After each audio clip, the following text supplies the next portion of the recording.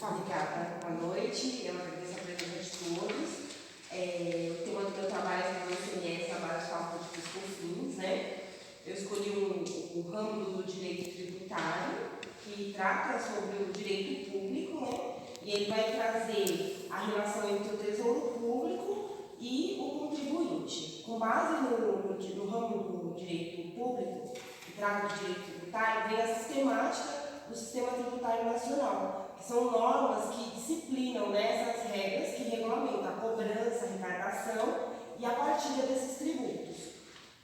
Para embasar essas normas e regras que estão dentro do Sistema Tributário Nacional, a Constituição Federal, a partir do seu artigo 145, elencou os princípios, que são a primazia, né, a base que reverbera a arrecadação dos tributos. Então, eu ia falar sobre cada princípio, mas como a gente está com um pouco de pressa, eu só vou elencar alguns. São o princípio da capacidade contributiva, o princípio da legalidade, que não pode existir um tributo sem que a lei o institua, o princípio da isonomia, que ele não está só dentro do direito tributário, mas em outros ramos do direito também. O princípio da irretroatividade, o tributo ele não pode ser cobrado antes que a lei o defina.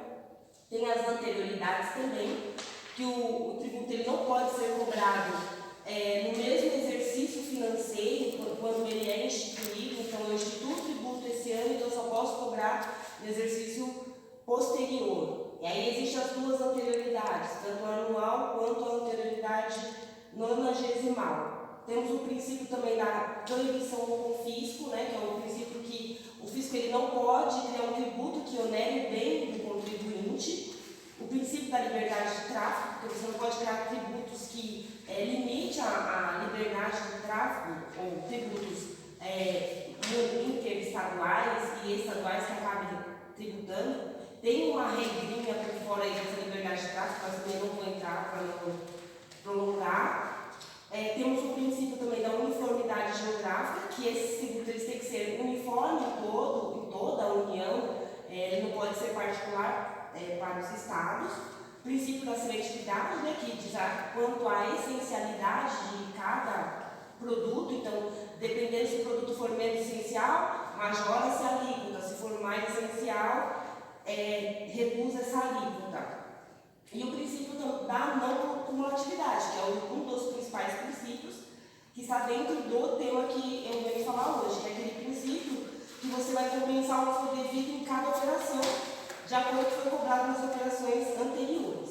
Com base nesses princípios, trazendo o Sistema Tributário Nacional, que é um conjunto de regras e normas, eu posso discorrer sobre o tributo. O tributo é o quê? Ele é toda prestação pecuniária, paga em moeda, ele não é uma sanção, ou seja, ele é uma multa cobrado para os contribuintes mediante uma atividade plenamente vinculativa. Tá? Então, essa discriminação, essa descrição de tributo, ela está descrita no artigo 3º do Código Tributário Nacional, que vem entrelaçando com a Constituição Federal de 1988.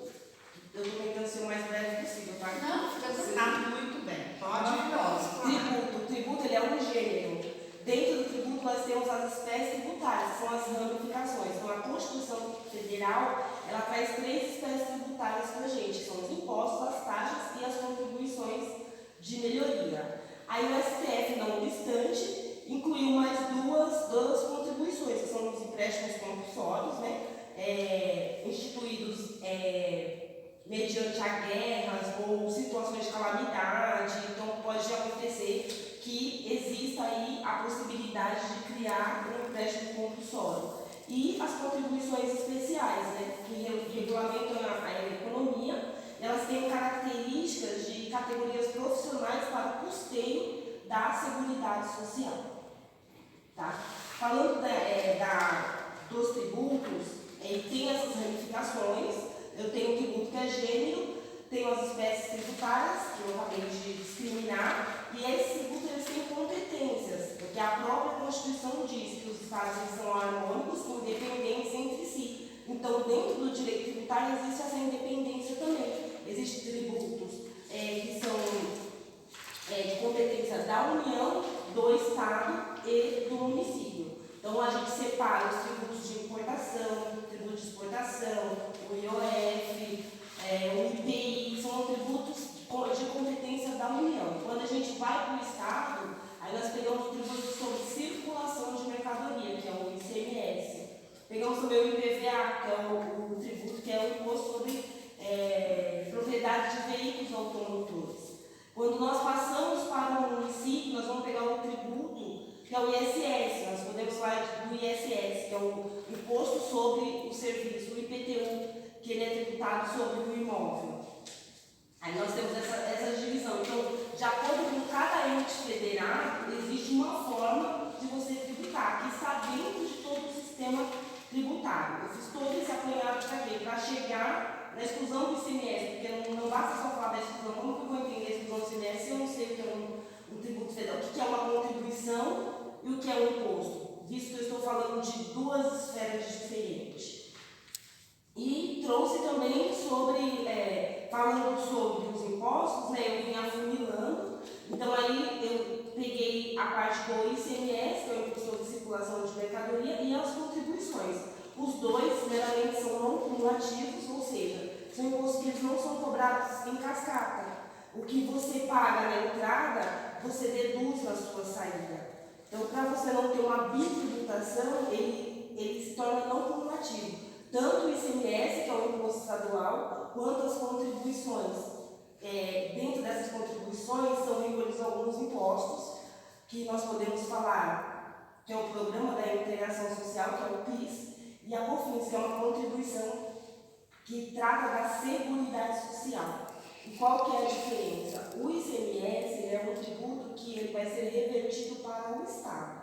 Então, o contribuinte, o terceiro, que são empresas que regem, têm atividades, a partir do momento que circula aquela mercadoria, essa mercadoria é tributada. Esse valor ele é devolvido para o Estado. Diferente das contribuições, esse valor ele é enviado para os contribuintes. Então, quando eu recolho um PIS, uma COFINS, isso é retornado para a Seguridade Social.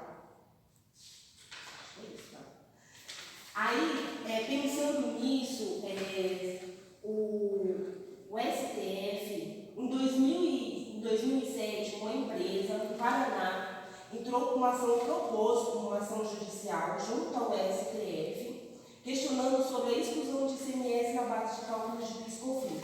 O que seria essa exclusão de ICMS?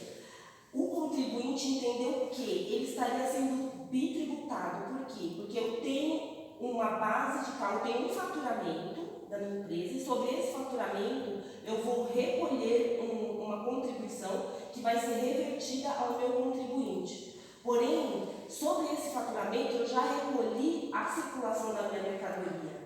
Então, esse valor do meu faturamento eu pagaria tanto pela circulação da minha mercadoria e com base em cima desse mesmo valor eu recolheria a minha contribuição, que são impostos diferentes, estão indo para esferas diferentes, porém estão sendo tributados duas vezes. Esse julgado ele foi protocolado em 2007 no STF. Isso durou 10 anos. Esse recurso extraordinário, ele foi publicado no Diário Oficial da União agora em dezembro de 2017 e só veio valer em 2021. Essa tese é considerada a tese do século. Porque muitas empresas, além dessa empresa que se chama Incopa, entrou com ação, propôs ação judicial junto ao STF, questionando a inconstitucionalidade dessa tributação. E a ministra Carmen Lúcia, depois de várias petições iniciais, vários recursos, alguns embargadores entendiam que sim, outros não, né?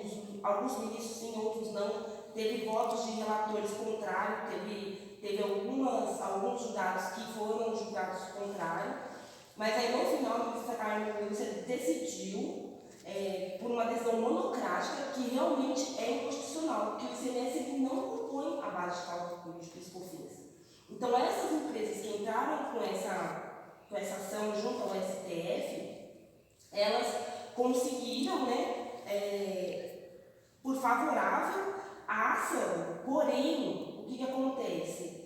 ficou um impasse, porque as empresas que recolhem o PIS e a COFINS são empresas de lucro real e lucro presumido, que têm um faturamento acima de 3.600.000. Então, se você for pensar no faturamento desse, você vai devolver esse valor, aí você pensa, eu vou tirar o valor do cofre público, mas esse valor ele está no cofre público só transitoriamente, porque ele vai ser destinado ao contribuinte. Então, várias empresas entraram com esse julgado, porém, ficou um impasse entre o STF e entre a Receita Federal, porque é inquestionável. Aí existe uma repetição de indébito.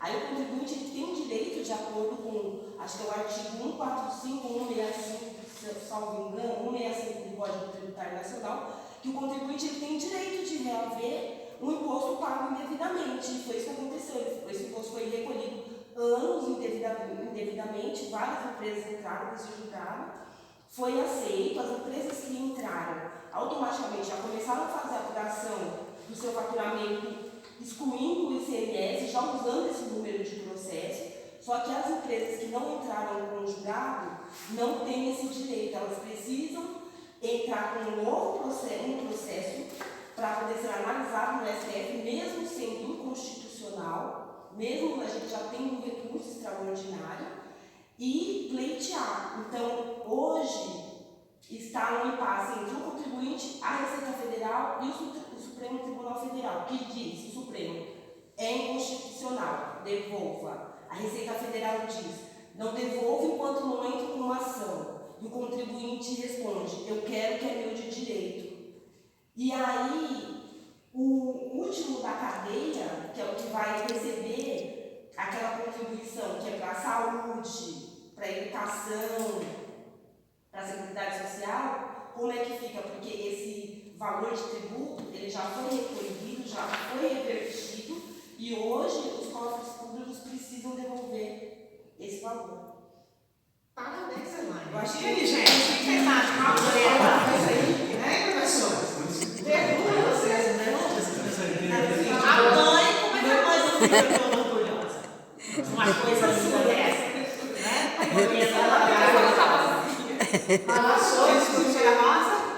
Bom, primeiro eu quero cumprimentar minha amiga Marise Reis. Maravilhosa. Maravilhosa.